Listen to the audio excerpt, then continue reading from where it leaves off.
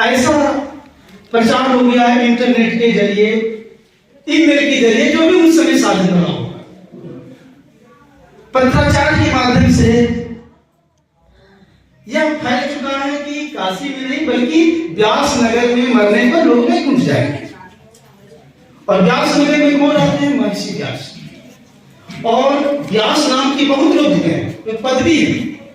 जैसे महाभारत और वेद की जो जिन्होंने कंप्लाइट किया है, उनका नाम था कृष्णद्वैपायन व्यास। तो बाबा के अनुसार बहुत लोग आए व्यास नाम के टाइटल लेकर के, लेकिन जो उन्होंने वेद को संग्रहित किया उसका, उनका नाम था कृष्णद्वैपायन व्यास, जो प्रयागराज के आसपास में उनका जन्म हुआ था।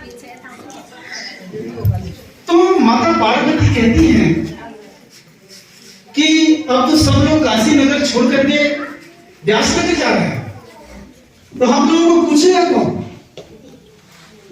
भगवान आप तो त्रिलोक के स्वामी हैं, आप तो अंतर्यामी, आप चाहेंगे तो कुछ कर सकते हैं, कुछ लोगों को मना सकते हैं, लेकिन आप ऐसा कर नहीं रहे।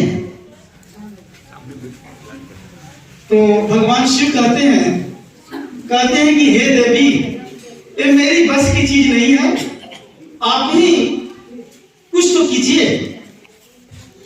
तो माता पार्वती चली गई व्यास नगर, और व्यास नगर में जाकर के क्या करती है, वहां पे वृद्ध नारी का रूप लेकर के व्यास जी जहां आशीर्वाद दे रहे थे वहीं पहुंच गई।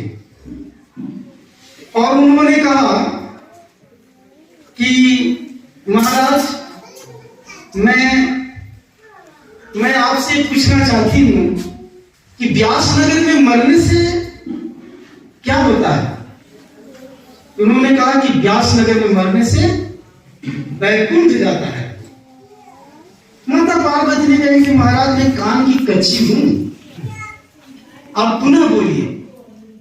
जोर से बोलते हैं कि व्यास नगर में मरने से सीधे वैकुंठ जाता है, बूढ़ी वैकुंठ। फिर बोलते हैं कान की कच्ची हूं मैं।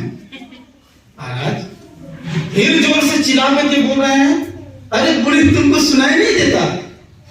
व्यास नगर में मरने से सीधे वैकुंठ जाते हैं।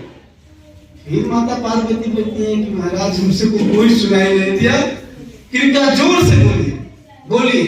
तो उन्होंने जोर से कहा गुस्सा में होकर के कि व्यास नगर में मरने से सीधे गड्ढा बनता है, गड्ढा। बस सब लोग सुन लिया, आसपास के लोग, और माता पार्वती अपने स्वरूप में आकर के उन्होंने तथास्तु कर दिया। अब क्या हुआ कि सब वही इंटरनेट, ईमेल, प्रेस के माध्यम से सब जगह निकल गया, और सब लोग ना व्यास नगर छोड़ करके काशी लौट गए। तो बाबा की जो गर्भ संचय कहानियां हैं बहुत प्रेरणादायक है। आज के लगभग बहुत से लोग इसी पर चल